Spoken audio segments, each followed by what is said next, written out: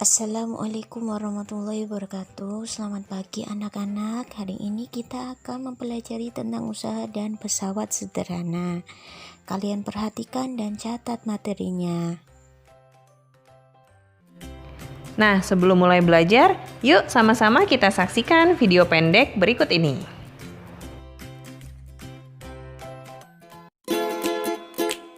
Benda apa yang ada di atas sumur yang seperti roda? Oh, itu namanya katrol.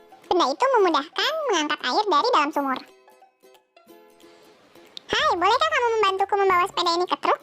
Baiklah, tapi supaya membawanya lebih mudah, kita harus memakai bidang miring.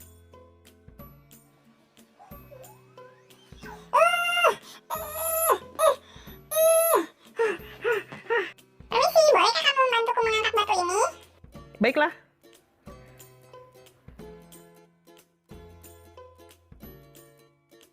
Usaha dan pesawat sederhana. Ada yang udah tahu apa sih usaha dan pesawat sederhana? Untuk apa sih sebenarnya kita mempelajari usaha, dan buat apa sih sebenarnya kita harus tahu tentang pesawat sederhana? Nah teman-teman, supaya lebih fokus nih belajarnya, kita luruskan dulu yuk niat kita, dan kita tentukan tujuan kita mempelajari ini apa aja nih. Oke teman-teman, yakin banget teman-teman dalam kehidupan sehari-hari ini tuh sering banget menemukan apa itu usaha, sering banget menemukan aplikasi pesawat sederhana, tapi teman-teman belum tahu aja bahwa itu usaha dan pesawat sederhana. Jadi diharapkan setelah mempelajari ini teman-teman bisa tahu ya mana usaha dan apa tuh pesawat sederhana. Nah, sebagai awalan yang akan kita bahas yaitu usaha. Teman-teman pasti sering sih dalam keseharian teman-teman memindahkan suatu barang dari satu tempat ke tempat yang lain, baik itu dengan cara diangkat, didorong, ditarik, dan teman-teman memerlukan gaya buat memindahkan barang itu. Seperti pada gambar di sini nih, ada orang ngeluarin gaya narik balok terus dipindahin sehingga menyebabkan perpindahan. Nah teman-teman, itu yang disebut dengan usaha. Sering kan? Nah jadi secara teori usaha adalah perpindahan energi yang terjadi karena adanya gaya dan menyebabkan perpindahan posisi benda. Itu yang disebut usaha. Nah sekarang teman-teman tahu tuh, ternyata setiap hari teman-teman melakukan usaha ini, dan belajar juga kita usahakan untuk mendapatkan perubahan yang tadinya gak tahu jadi tahu. Nah sebenarnya usaha bisa dicari gak sih besarnya? Teman-teman, usaha itu bisa dicari besarnya dengan persamaan W sama dengan F kalikan S. W nya itu usaha, satuannya Joule, F itu gaya, satuannya Newton, dan S merupakan perpindahan yang satuannya adalah meter. Ingat, di fisika itu harus ada besaran dan pastinya satuan. Jenis-jenis usaha. Ada 3 jenis. Yang pertama yaitu usaha positif. Usaha positif ini dihasilkan oleh gaya yang bekerja searah dengan arah perpindahan benda. Contohnya, kuda menarik kereta sejauh 1 km. Kuda menarik dengan gaya ke kanan sehingga kereta juga berjalan ke kanan. Jenis yang kedua adalah usaha nol. Usaha ini dihasilkan oleh gaya yang tegak lurus dengan perpindahan. Misalnya menaikkan barang ke atas kepala. Dan juga usaha nol pada gaya yang tidak menyebabkan benda berpindah. Contohnya mendorong tembok tadi. Jenis ketiga adalah usaha negatif, di mana usaha ini dilakukan oleh gaya yang arahnya berlawanan dengan perpindahan benda. Contohnya usaha yang dilakukan oleh pengereman mobil. Itu tentang usaha.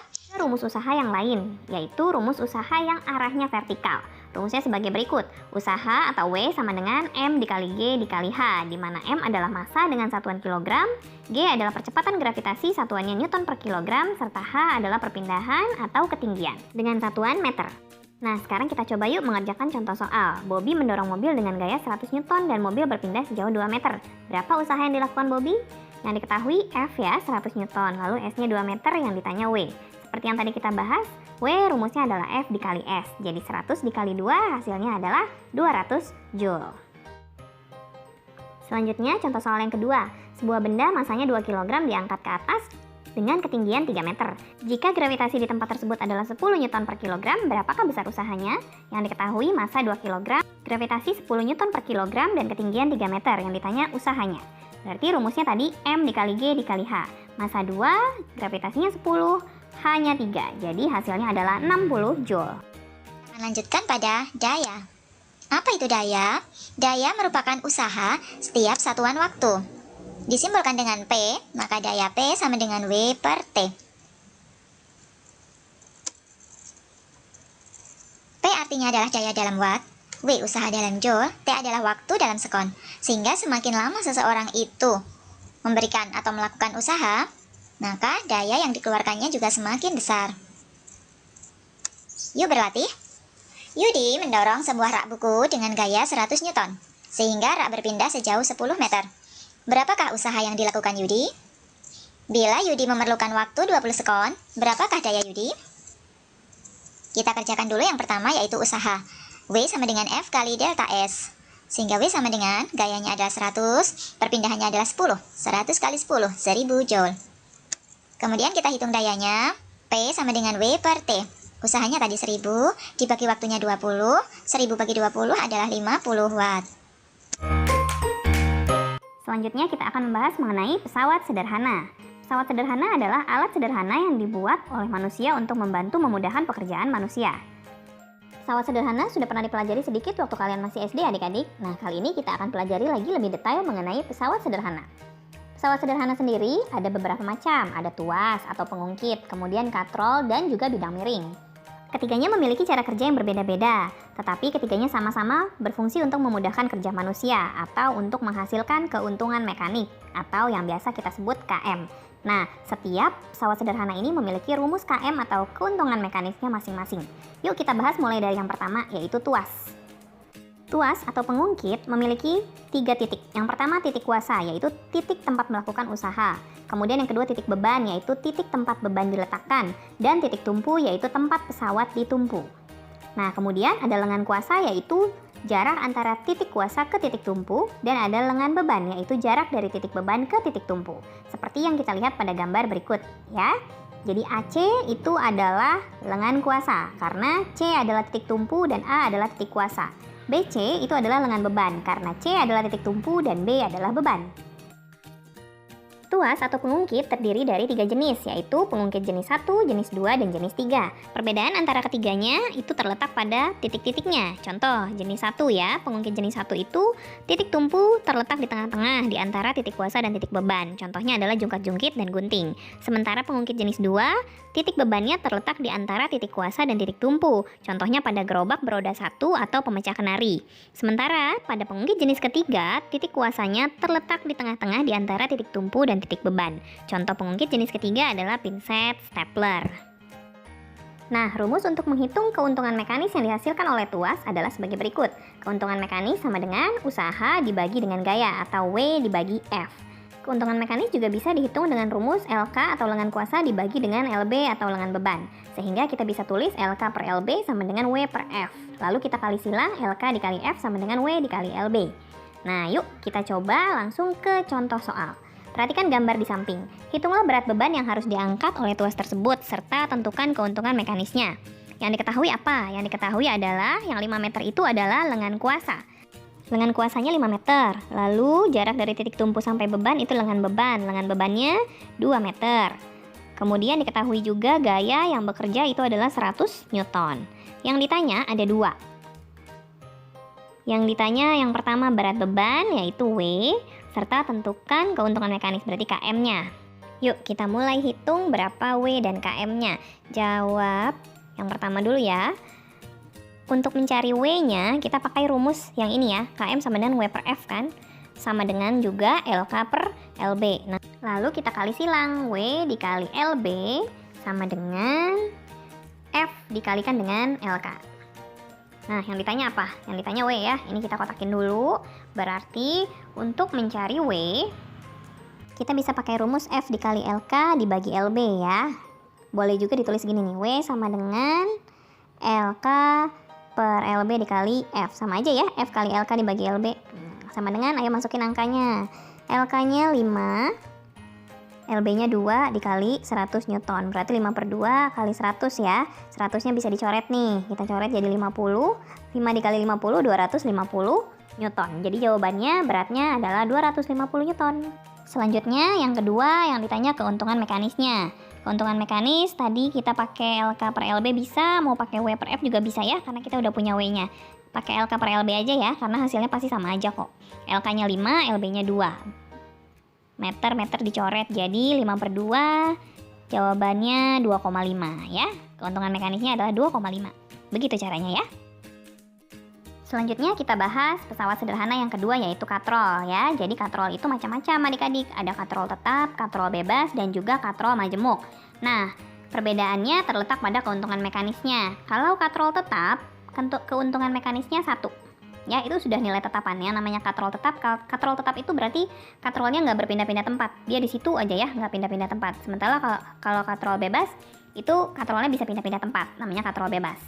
Selama bentuknya seperti yang digambar ini ya, hanya satu tali saja yang terkait dengan katrolnya, berarti keuntungan mekanisnya 1. Kalau katrol majemuk, kita lihat jumlah tali yang terikat dengan katrolnya. Nah, keuntungan mekanisnya adalah jumlah talinya. Yuk kita coba latihan soal berikut ini. Yang pertama, berapa gaya yang dibutuhkan Rika untuk mengangkut air seberat 50 Newton dengan menggunakan katrol seperti gambar di bawah ini? Nah, yang diketahui apa? 50 Newton itu W-nya ya. Kita ketahui W-nya adalah 50 Newton. Lalu yang ditanyakan adalah gayanya, F-nya ya. Yang ditanyakan F sama dengan berapa? Rumus F adalah F sama dengan W dibagi KM. Nah, KM-nya ini berapa nih? Lihat dulu nih bentuk katrolnya. Katrol yang dipakai Rika kan dia katrol tetap, talinya tunggal, berarti keuntungan mekanisnya 1. Yang nomor 2 itu katrol majemuk. Tali yang terikat dengan katrol ada 2, berarti KM-nya 2 ya. Lanjut nomor 1 dulu nih. W 50 Newton, KM-nya 1. Berarti jawabannya F sama dengan 50 Newton. Oke, sekarang lanjut yang nomor 2. Nomor 2 yang ditanya apa? Yang diketahui dulu ya. Yang diketahui adalah W 150 Newton. Kemudian KM-nya tadi udah dibahas 2 ya. Yang ditanyakan adalah gaya F berapa? Rumusnya sama. F sama dengan W dibagi KM. W-nya 150 Newton. KM-nya adalah 2. Berarti jawabannya F sama dengan 75 Newton ya.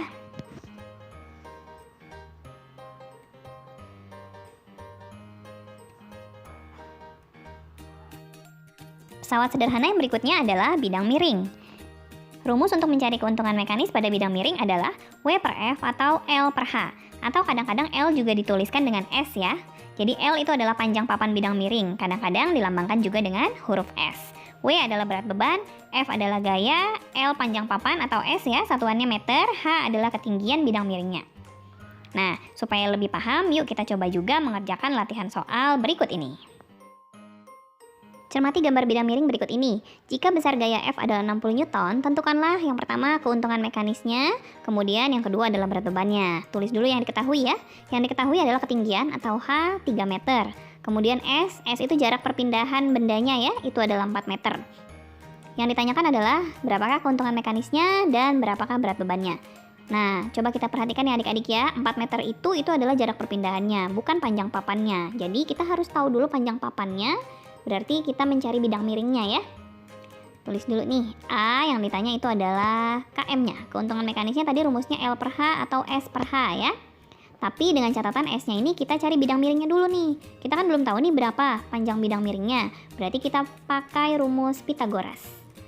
S sama dengan rumus Pythagoras masih ingat ya. 4 kuadrat ditambah dengan 3 kuadrat. Berarti S atau bidang miringnya itu adalah 16 ditambah 9 diakarkan. Akar dari 25 berarti ya. Akar dari 25 itu adalah 5. Nah, berarti kita tahu nih panjang papannya atau bidang miringnya itu adalah 5 meter. Masukkan ke dalam rumus, keuntungan mekanisnya berarti 5 dibagi ketinggiannya 3. 5 per 3 meternya bisa dicoret. Berarti keuntungan mekanisnya kalau mau dibikin pecahan adalah 5 per 3. Kalau mau dibuat desimal 1,666 atau 1,67 ya. Setelah tahu KM-nya, bisa buat menghitung berat beban. Berat beban atau W itu rumusnya adalah tadi gimana? KM kan sama dengan W per F ya. Berarti kalau mau mencari W sama dengan KM dikali F. Ya, masukkan angkanya, KM-nya adalah 1,67 atau 5 per 3 aja ya. Kita pakai pecahan nih, 5 per 3 dikali F-nya adalah 60 Newton. Biar gampang nyoretnya, 60 dibagi 3 adalah 20. 5 dikali 20 berarti jawabannya adalah 100 Newton. Seperti itu ya adik-adik.